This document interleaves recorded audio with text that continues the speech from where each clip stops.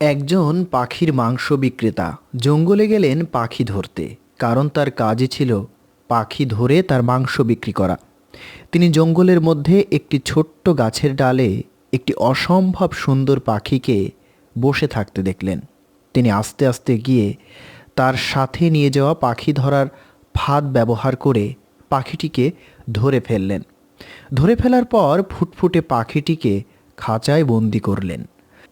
পাখিটি তখন কিচিরমিচির করে তাকে অনুরোধ করে বলল, তুমি আমাকে ছেড়ে দাও। পাখির মাংস বিক্রেতা বলল, আমি তোমাকে ধরেছি কারণ তোমাকে জবাই দিয়ে তোমার মাংস বিক্রি করে টাকা পাবো। পাখিটি বলল, তুমি যদি আমায় ছেড়ে দাও, আমি তোমায় 3টি উপদেশ দিব, যা তোমার জীবনকে পুরো পরিবর্তন করতে সাহায্য করবে। পাখির মাংস বিক্রেতা ভাবল, কতই বা টাকা পাবো এই ছোট্ট পাখির মাংস বিক্রি করে, কিন্তু পাখির দেওয়া 3টি উপদেশ যদি কাজে লাগে তাহলে জীবনে অনেক কিছুই করতে পারবো। তাই তিনি রাজি হয়ে গেলেন। পাখিটি বলল, প্রথম উপদেশটি দিব যখন আমি খাঁচা থেকে মুক্তি পেয়ে উড়তে থাকব, আর দ্বিতীয় উপদেশটি দিব যখন আমি ওই বড় গাছটির ডালে গিয়ে বসব। তৃতীয় উপদেশটি দিব যখন আমি ওই গাছের ডালটি থেকে উপরে উঠে যাব। পাখির মাংস বিক্রেতা খাঁচার দরজাটি খুলে দিল।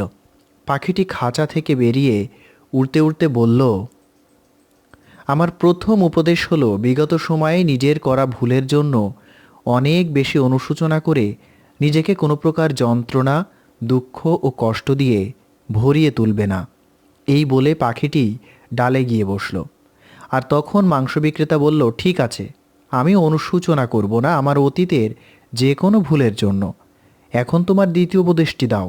পাখিটি বলল, এইবার আমার দ্বিতীয় উপদেশটা হলো, এমন কোনো কিছু বিশ্বাস করো না যেটা তোমার সাধারণ জ্ঞানের বিরুদ্ধে যাচ্ছে, যদি না তোমার কাছে এর কোনো প্রমাণ থাকে। এই বলে পাখিটি সেই ডাল থেকে উড়ে গেল। তারপর পাখিটি হাসতে হাসতে বলল, তুমি হচ্ছে একটি বোকা ও মূর্খ লোক। আমার পেটে 2টি বড় বড় হীরার টুকরো আছে। তুমি যদি ছেড়ে দেওয়ার পরিবর্তে আমাকে ধরে রাখতে আর আমাকে কেটে ফেলতে, তাহলে তুমি ওই 2টি হীরার মালিক হয়ে যেতে এবং তাৎক্ষণিক অনেক ধনী হয়ে যেতে। এই কথা শুনে পাখির মাংস বিক্রেতা খুব অনুশোচনা করতে লাগলো। যন্ত্রণায় ভেঙে পড়ল সে যে কত বড় ভুল করেছে। আর সে বলতে লাগলো, আমি জীবনে আমার এই বোকামির কথা কখনোই ভুলতে পারবো না।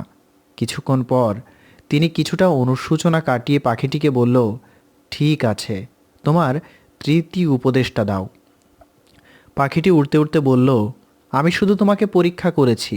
তুমি কি বুঝতে পারছো না যে তুমি প্রথম 2টি উপদেশই মানতে পারোনি? আবার তুমি তৃতীয় উপদেশটি জানতে চাইলে? 1 নম্বর যে ভুল করে ফেলেছো আমাকে ছেড়ে দিয়ে, তার জন্য তুমি অনুশোচনা করে যন্ত্রণা পাচ্ছ। 2 নম্বর যে ভুলটা তুমি করেছো সেটি হচ্ছে একটি ছোট্ট পাখি কিভাবে আমার পেটে 2টি বড় বড় হীরার টুকরো থাকবে। আমার এই কথাটা তুমি অন্ধের মতো বিশ্বাস করেছ। তুমি তোমার সাধারণ জ্ঞানকে কাজে লাগাওনি। তোমাকে তো যে কেউ পদে পদে বোকা বানিয়ে ফেলবে। তুমি যখন এই 2টি উপদেশই মানতে পারোনি, তো তৃতীয়টি শুনে তুমি কি করবে? তুমি তো তৃতীয়টি কাজেও লাগাবে না। পাখির মাংস বিক্রেতা নিজের ভুল বুঝতে পারল এবং সে পাখিটিকে তৃতীয় উপদেশের জন্য খুব অনুরোধ করল। পাখিটি উড়তে উড়তে বলল, ঠিক আছে, আমার তৃতীয় উপদেশটি হলো, তুমি ইতিমধ্যে যা জেনেছ সেগুলো যদি প্রয়োগ না করো তাহলে নতুন কিছু জানার কোনো প্রসঙ্গ উঠবে না। এই বলতে বলতে পাখিটি উড়ে চলে গেল। কিন্তু এই 3টি মূল্যবান উপদেশ তার জীবনে দারুণ পরিবর্তন নিয়ে এলো। বন্ধুরা, এই গল্পের বিষয়টিকে যদি আমরা খুব ভালোভাবে বুঝতে পারি, তাহলে আমাদের জীবনের চলার পথে শিক্ষা কাজে লাগাতে পারবো। যা শিখলাম তা যদি ছোট্ট করে বলি, অতীতের কোনো বিষয়কে মনের মধ্যে পুষে রেখে কষ্ট পাওয়া যাবে না। কেউ কোনো কথা বললেই কোনো কিছু না ভেবে লাফ দিয়ে সেটা শুরু করা যাবে না। আমরা যা জানি তা আগে প্রয়োগ করতে হবে এবং নতুন কিছু শেখার জন্য উদ্যোগ নিতে হবে। জীবন একটাই, কোনো কিছু চিন্তা করে হতাশ হওয়া যাবে না। এবার জানাবো আমাদের দ্বিতীয় গল্প। শতভাগ নিশ্চিত না হয়ে কাউকে ভুল বুঝবেন না। একজন মহিলার একটি পোষা বেজি ছিল। বেজিটি খুব বিশ্বস্ত ছিল। একদিন মহিলাটি তার শিশুকে বেজিটির তত্ত্বাবধানে রেখে বাইরে গেল। মহিলাটি বাড়ি থেকে বের হওয়ার কিছুক্ষণ পর একটি কিংকোবরা সাপ বাড়িতে ঢুকল। শিশুটি সাপ দেখে ভয়ে কাঁদতে লাগলো। বেজিটি সাপের উপর ঝাঁপিয়ে পড়ল। অনেকক্ষণ লড়াই করার পর সাপটি মারা গেল। বেজিটি রক্তাক্ত মুখ নিয়ে বাড়ির গেটের সামনে মহিলাটির জন্য অপেক্ষা করতে লাগলো। যখন মহিলাটি বাড়িতে আসে তখন বেজিটিকে রক্তাক্ত অবস্থায় দেখতে পেল। মহিলাটি ভাবল বেজিটি হয়তো তার শিশুকে কামড়েছে। তিনি হাতের সামনে একটি জলের পাত্র দিয়ে আঘাত করে বেজিটিকে মেরে ফেললেন। কিন্তু তিনি যখন ভেতরে প্রবেশ করলেন তখন দেখতে পেলেন শিশুটির পাশে একটি মৃত কিংকোবরা সাপ পড়ে আছে। তখন তিনি নিজের ভুল বুঝতে পারলেন, কিন্তু ততক্ষণে যা হবার তা তো হয়েই গেছে। এখন সেই মৃত বেজিটির জন্য শুধু শুধু আফসোস করে চোখের পানি ফেলা ছাড়া আর কিছুই করার ছিল না। এই গল্প থেকে আমরা শিখতে পারি, আমরা অনেক সময় কোনো কিছু না ভেবে খুব দ্রুত সিদ্ধান্ত নিয়ে ফেলি এবং ধারণার উপর কাজ করে ফেলি। এটা মোটেও ঠিক নয়। মনে রাখবেন, কাউকে হুট করে বিশ্বাস বা অবিশ্বাস কোনোটি করতে নেই।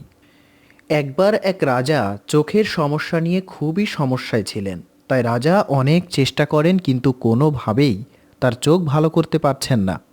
বহুদিন পর রাজা সন্ধান পেলেন যে তার রাজ্যের বনে এক সন্ন্যাসী থাকেন, যিনি রাজার চোখের সমস্যা সব ঠিক করে দিতে পারবেন। অবশেষে রাজা গেলেন সেই সন্ন্যাসীর কাছে। গিয়ে বললেন, সন্ন্যাসী, আমার চোখের সমস্যা ঠিক করে দিন। সন্ন্যাসী দেখে বললেন, রাজন, আমি আপনার সমস্যা বুঝতে পেরেছি। আপনি এক কাজ করুন, এখন থেকে শুধু লাল জিনিসের দিকে তাকাবেন, শুধু লাল রং দেখবেন, এরপর দেখবেন সব ঠিক হয়ে গেছে। রাজা বলল, আচ্ছা ঠিক আছে। রাজা রাজ্যে ফিরে গিয়ে তার রাজপ্রাসাদ পুরোটা এবং সব কিছু লাল রং করে ফেলল। কিছুদিন পর আস্তে আস্তে রাজার চোখ ভালো হতে লাগলো। তখন রাজা খুশি হয়ে তার সৈন্যদেরকে বলল, যাও ও সেই সন্ন্যাসীকে নিয়ে এসো, আমি তাকে পুরস্কৃত করতে চাই। তারপর সন্ন্যাসী যখন আসলেন তখন সৈন্যরা বালতি ভরে লাল রং দিয়ে তাকে রাঙিয়ে দিল। সন্ন্যাসী রাজার কাছে এলে রাজা তাকে জিজ্ঞেস করলেন, কেমন আছেন? তখন সন্ন্যাসী বলল, দেখতেই তো পাচ্ছেন। রাগান্বিত স্বরে বললেন, রাজা, আপনি আমাকে এমন লাল রং দিয়ে রাঙিয়ে দিতে বললেন কেন? রাজা বললেন, কেন? আপনিই তো বলেছেন লাল রং দেখতে। রং না দিলে আপনাকে দেখলে তো আমার চোখের সমস্যা হতো, তাই। তখন সন্ন্যাসী বললেন, রাজা, আপনি তো একটা লাল চশমা পরলেই পারতেন। রাজা বলল, আরে সত্যিই তো। রাজা লজ্জায় পড়ে গেলেন। তারপর সন্ন্যাসী বললেন, দেখেছেন রাজা, আমরা সমস্যায় পড়লে আশপাশের সব কিছু পরিবর্তন করতে চাই, কিন্তু সমস্যার সমাধান যে আমাদের ভেতরেই আছে তা লক্ষ্য করি না। আমাদের নিজেদের বদলাতে বড় কোনো দেশে যেতে হয় না, নিজের দেশে থেকেই নিজেকে বদলাতে পারবো। আমরা বদলালে আমাদের পরিবার বদলাবে, আমাদের সমাজ বদলাবে, আর সমাজ বদলালে আমাদের দেশ বদলে যাবে।